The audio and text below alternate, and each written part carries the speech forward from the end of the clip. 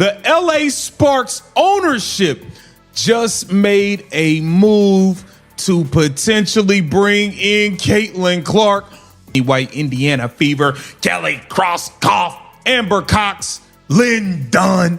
Count your days. The GOAT is gonna get the hell away from you very, very soon. What if the most important player in women's basketball history is quietly preparing to leave the team that built her brand, and the franchise letting it happen doesn't even realize it yet? Caitlin Clark is 24 years old. She is averaging 21.2 points per game in 2026, a career high. She is still getting better. She just won MVP of the FIBA Women's World Cup qualifying tournament. The game she played on June 6th against the Liberty drew 2.557 million viewers on CBS, the second most watched women's basketball game since the year 2000. She has turned a forgotten franchise in Indiana into must-watch television. She has done all of that. And right now, one of the most powerful ownership groups in the history of professional sports is quietly, methodically, deliberately building something in Los Angeles specifically designed for her. Drop a comment right now. Do you think Caitlin Clark eventually ends up in LA? Because after everything you're about to hear, you might not be so sure she stays in Indiana. This is the full story, and it is moving. And we've already been informed she is on minutes restriction yet again. She will be playing 20 to 25 minutes yet again. Stephanie White is going to fuck with her. Moving faster than most people realize. Before you understand what LA is building, you need to understand who is building it. Because the Sparks people remember the quiet, irrelevant, forgotten franchise that spent most of the last decade going nowhere. That team no longer exists. In late 2025, the NBA Board of Governors approved Mark Walters' purchase of a controlling interest in the Los Angeles Lakers from the Buss family. That made Walter the majority owner of one of the most iconic franchises in American sports history. He also owns the Los Angeles Dodgers. His Dodgers have been World Series contenders for years. He is the CEO of Guggenheim Partners, a global investment firm managing over $340 billion in assets. This is not a billionaire who buys teams as a hobby. This is someone who buys teams and turns them into dynasties. Walter Sparks Consortium also includes Magic Johnson. Not Magic Johnson as a figurehead. Magic Johnson as someone who has spent decades understanding what Stephanie White is keeping it her big plan to keep Caitlin Clark on these minute restrictions. Now, we know before last game, Aaliyah Boston did not play. Aaliyah Boston came into this game of hers to Phoenix Mercury, played 38 damn minutes. She did not play 2 minutes here, 3 minutes there, pull her out, completely killed her rhythm. Whatever the case is, it's clear to me, and it should be clear to you, that Stephanie White has a clear agenda against Caitlin Clark. She do not want to let her get in the rhythm. She do not want her to be herself. Winning in Los Angeles actually looks like, what it takes, what it demands, and what kind of player you need at the center of it all. And to run the basketball side of things, they hired Lynn Roberts. 9 years building Utah into a consistent NCAA tournament program. She is not guessing. She is not experimenting. She walked in the door already knowing what she wanted to construct, and she has been moving with urgency ever since. When people like Michael Thompson, Lakers legend, someone with real organizational connections, started dropping hints publicly about what the new Sparks ownership was cooking, people initially brushed it off. They should not have brushed it off. But what they started doing on the roster, that is where this gets impossible to ignore. Been being laid. I don't know. I tried to tell you guys, okay? I tried to tell y'all Michael Thompson, Laker legend, wasn't just saying things just to be saying things. He has intel on what the hell is going on in LA, and especially with this new ownership group, who is the same ownership group that have made big moves for the Lakers. They're looking to make a major splash with this. May 2026, the LA Sparks signed Kate Martin. If you follow college basketball at all, you know exactly who that is. Kate Martin was Caitlin Clark's teammate at Iowa. She was there for the entire historic NCAA run. She knows Clark's game the way very few people on the planet do, not from film, not from scouting reports, but from years of practicing beside her, running plays with her, understanding instinctively how she moves, where she wants the ball, and what she needs around her to thrive. You do not sign Kate Martin by accident. You do not sign her because you think she is the missing piece for a Sparks playoff run. You sign her because you are sending a message, and the message has a very specific recipient. Then there is Kelsey Plum, a legitimate offensive weapon, someone who can operate effectively alongside a ball-dominant guard who controls pace and creates for others. The Sparks are not collecting random veterans. Every piece they are adding fits a very specific profile, a team built to support a point guard who needs the ball in her hands and the freedom to dictate tempo. And here is the detail that made social media lose its 1-2, right? Like, she is unique in when the ball crosses half court, it's in the scoring zone. We have our hands full. You can't lose sight of her for a half a second. So we'll mix up what we're doing with her, mix up who's guarding her, but I don't think it matters that she hasn't played here since 24. She is who she is, and you know, as much as her scoring, shooting is a threat, her passing is even more dangerous.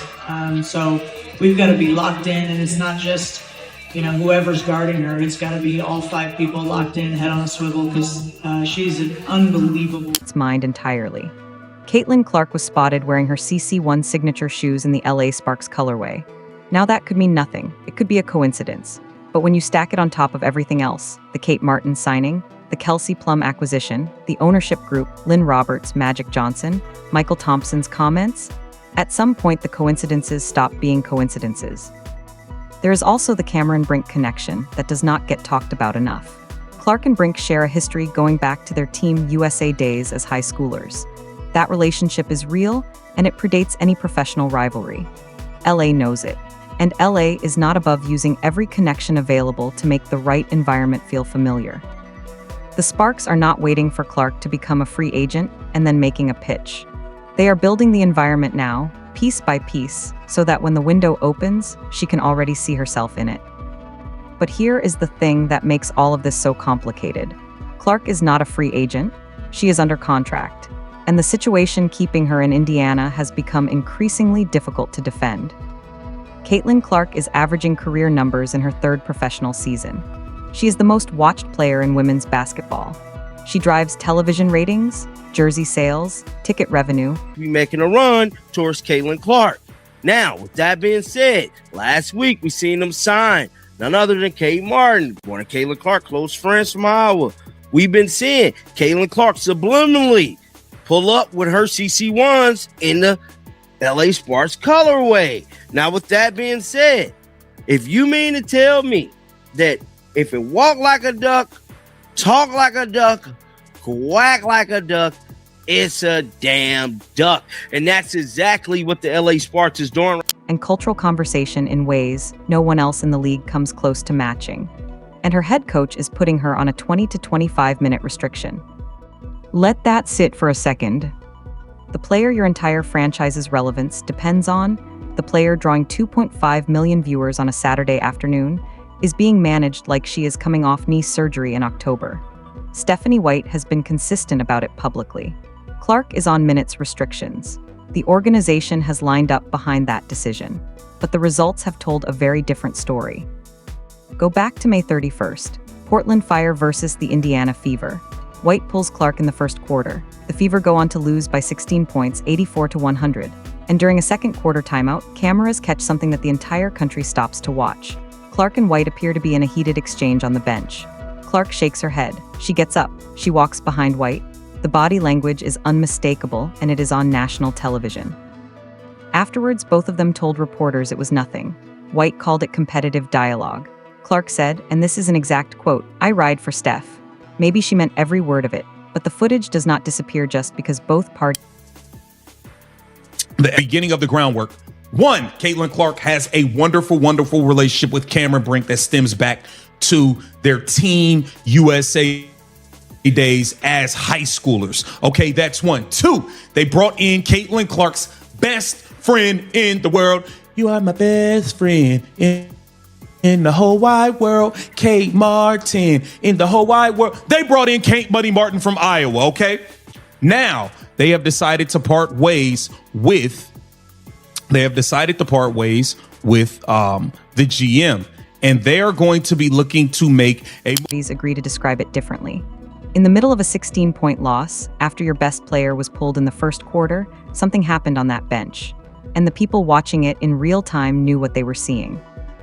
What makes the frustration inside Indiana's fan base even harder to contain is a statement that surfaced from within the franchise itself, a public opinion suggesting that the team cannot be built around Caitlin Clark, that she cannot be the system.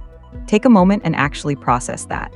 The person responsible for your ticket sales, your television numbers, your jersey revenue, your entire cultural footprint, the argument being made is that she should not be the center of your offense. Reddit was not subtle about it. One comment summed up what thousands of people were thinking. White is building a team around her own coaching philosophy rather than around the generational talent and pace that Clark brings. That is not a hot take from an anonymous account. That is the consensus forming in real time among people who watch every game. And Steph, just following up on Caitlin from earlier, she didn't practice yesterday. Why was she not listed on the injury report, or why wasn't the injury report updated like earlier today if she woke up with soreness in her back? Well, not everybody that doesn't practice or gets a pro day is on the injury report, so that happens all the time. And she wasn't listed on the injury report earlier because we expected her to play. And is she injured? I guess is a fair question. Is she injured, or is it something other than an injury? Her back is sore, so if there's anything more detailed than that, that's the training staff. Do you think the Fever could get fined for not listing her as on the injury report? here is the sharpest contrast imaginable. In Los Angeles, Lynn Roberts has made it clear that the franchise is being constructed around a point guard who sets tempo and creates. The entire organizational structure is designed to make that player the engine of everything. Indiana is arguing over whether Clark should be the system. LA already decided she should be before they even have her. But the coaching friction is only part of what Clark has been living through this season. Because what happened on June 24th went beyond anything a substitution pattern or philosophical disagreement can explain. Mercury versus Fever, June 24th, 2026. There's a loose ball situation. Alyssa Thomas drives into it. As Clark goes down, Thomas throws a closed fist directly into Clark's throat. Clark hits the floor. Thomas gets up, looks at her, and then steps over her body lying on the court. The referees do not catch it in real time. The game continues. Clark sits on the floor. The video is not ambiguous. It is not a question of angles or interpretation. A closed fist. So when my neighbor comes up to me and tells me that he's so frustrated he's yelling at the TV because he wants Caitlin to shoot more, and you see social media, of course you do, and we all do, and we see frustration if Caitlin doesn't have the ball or if something goes wrong or if the team doesn't play well in the fourth quarter, all those things that happen in sports. What's your answer to those fans? I don't know that I really have an answer for the fans. I think, I have to answer to our team, and our franchise. And we're trying to win ball games. We're not trying to appease the masses. Fist connected with the throat of the most prominent player in the league, and the person who threw it stood over her and walked away. The league's response, Alyssa Thomas was suspended for 1 game. 1 game. Clark missed the next 2 games because the back injury she was already managing worsened during that same game. The player who threw the punch was back on the court after sitting out a single contest. White, to her credit, called the missed calls egregious when asked about them after the game. Clark herself addressed the cameras when she returned, stating clearly that the league needs to do a better job protecting players. And in a moment that said everything you need to know about her character, she also spoke out against the online harassment that other WNBA players were facing in the wake of the controversy, even while being the one who took the hit. The reaction did not stop at social media outrage. On July 7, 2026, several members of Congress sent a letter this week to Commissioner Engelbert. They said they're concerned about what they called physical hostility and violence toward her. One line in particular said, quote, "Concerning reports suggest that many of these attacks against Caitlin Clark may be racially motivated." What's your reaction to that? I think made a statement yesterday, so you can find that statement. No, I understand that. I just mean as a coach, when you hear one of your players is being mentioned in a letter from members of Congress to the commissioner of the league, how do you handle that? Again, that's not something we can control. We're not affiliated with those groups, and we try to keep the main thing, and focused on the things that we can. a group of 11 Republican congressmen led by U.S. Representative August P. Pfluger of Texas sent a formal letter to WNBA Commissioner Kathy Engelbert. They described Clark as the face of the league. They cited specific incidents, the hip checks, the eye pokes, the closed fist to the throat from Alyssa Thomas. They raised the possibility that the pattern of physical targeting directed at Clark could, if it escalated further, constitute civil rights violations. They suggested potential DOJ involvement, and they gave Engelbert a hard deadline of July 24th to respond. Congress sent a letter to the commissioner of the WNBA about a single player. That is not a normal thing that happens. That is an institution formally acknowledging that something has gone wrong at a level that extends beyond sports management. Engelbert's office released a statement. When a reporter asked White directly about it during a press conference, about what it means for one of her players to be the subject of a congressional letter to the league's commissioner, White's answer was careful. She said it was not something they could control. That they try to keep the main thing, and focus on what they can manage.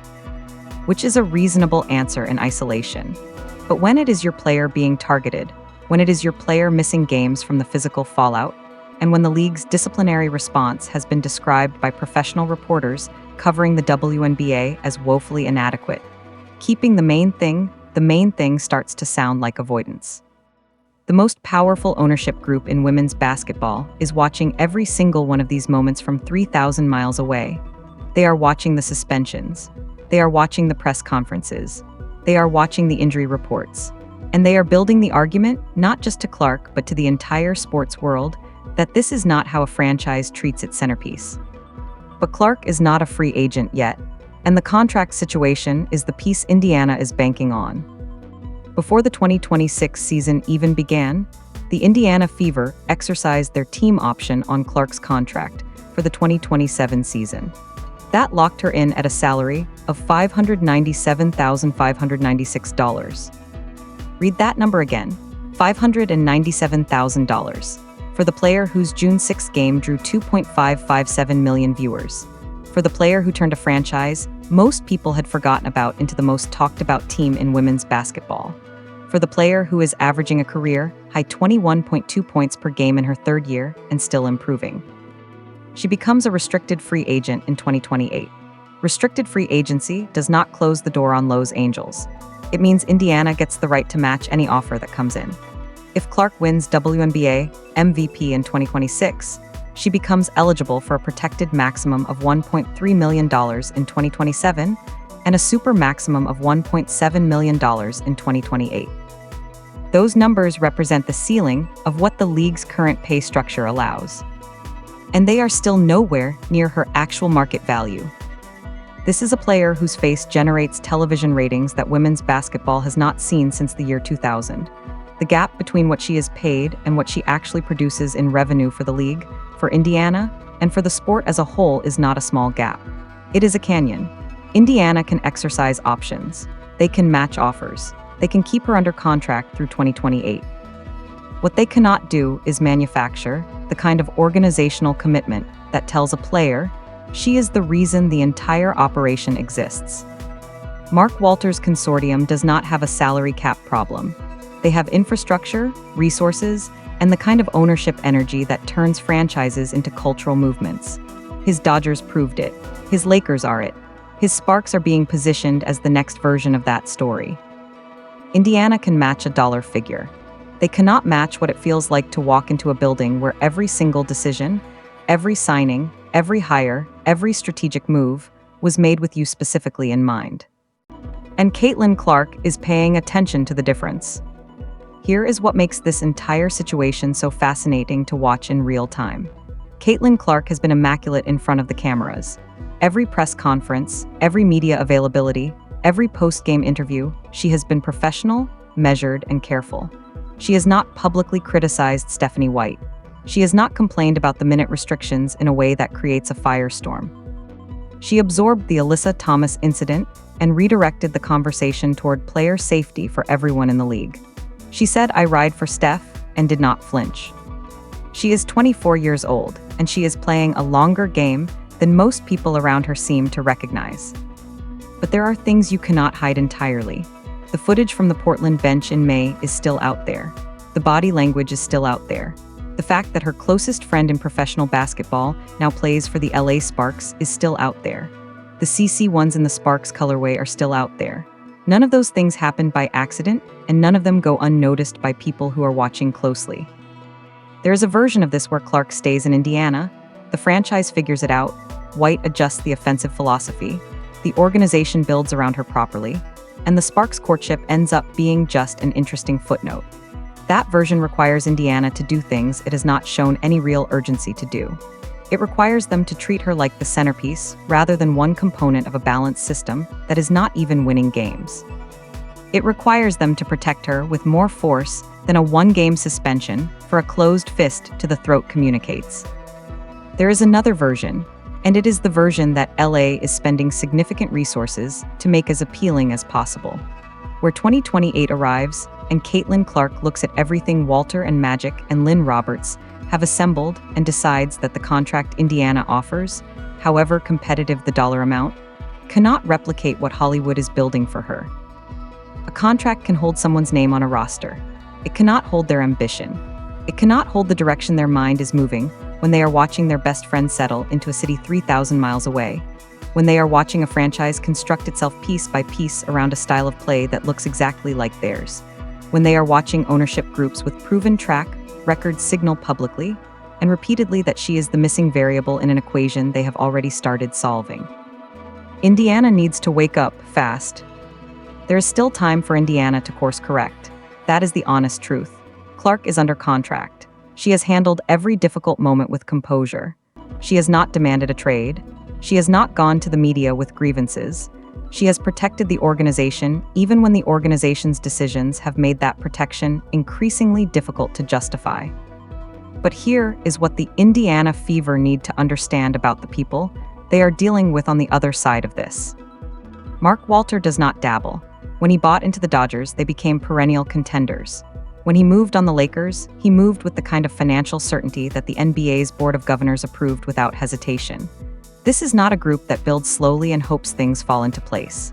They identify the target, they build the infrastructure, they sign the supporting pieces, they create the environment, and then they wait for the moment the window opens. The window is 2028. They are already in year 2 of their preparation. Kate Martin is already in Los Angeles. Kelsey Plum is already in Los Angeles. Lynn Roberts is already in Los Angeles, running a system that was designed before the player it was designed for ever set foot in the building. Magic Johnson is already selling a vision of what winning in that city looks like. And every substitution controversy, every inadequate league suspension, every press conference where a coach explains why the most watched player in the sport needs to be on a minute's restriction, every single one of those moments is being archived by a franchise that is making the case for why things would be different if she just came west. Indiana can match the contract. They have the legal right to do it, and they will almost certainly exercise it, but the Walter Group is not trying to win the contract negotiation. They are trying to win the conversation that happens inside Clark's head over the next 2 years, the one where she weighs what Indiana has given her against what Los Angeles is promising, the one where she thinks about sitting on the bench in the first quarter of a game her team lost by 16 points, the one where she considers whether the city and the ownership group and the coach who says she is the system actually means it. That is a conversation Indiana is currently losing, not in any press release, not in any formal negotiation, just in the quiet accumulation of moments that tell a 24-year-old generational talent what she is actually worth to the people around her. The Walter Group does not lose these kinds of races. Indiana better figure that out before 2028 arrives and the most important decision in WNBA history gets made in a meeting room they were never invited into. Here is the thing nobody wants to say out loud, but everyone who has been watching this season already knows. Caitlin Clark is not just a basketball player. She is a phenomenon. She is the reason 2.5 million people tuned into a regular season WNBA game on a Saturday in June. She is the reason Congress sent a letter to a sports commissioner. She is the reason a franchise in Los Angeles, backed by the owner of the Lakers and the Dodgers, and one of the most recognizable names in NBA history, is quietly constructing an entire organizational identity around a player they do not even have yet. If Indiana handles this correctly, if they build around her, protect her, give her the offensive freedom her talent demands, and make her feel like the reason the franchise exists, This story ends with her in Indiana for the rest of her career, and the Fever becoming one of the great franchises in women's basketball history. If they do not, if the minute restrictions continue, if the philosophical tension with the coaching staff remains unresolved, if the league keeps responding to physical targeting with one-game suspensions while Congress sends formal letters, then 2028 is going to feel like a reckoning. And the bigger question sitting underneath all of this is what it means for the WNBA itself. Clark's presence has pushed the league to television, numbers it has not seen in over 2 decades. A bidding war between Indiana and Los Angeles for her services would be the most consequential moment in the history of women's professional basketball. But if Indiana mishandles this badly enough, if she leaves not because LA was irresistible, but because Indiana was genuinely unlivable, that is a story the league will be explaining for years. The sparks are building, the clock is running, and somewhere in all of this, Caitlin Clark is watching every move, protecting every relationship, and thinking about exactly what she wants the next chapter of her career to look like. The only question is whether Indiana figures that out in time.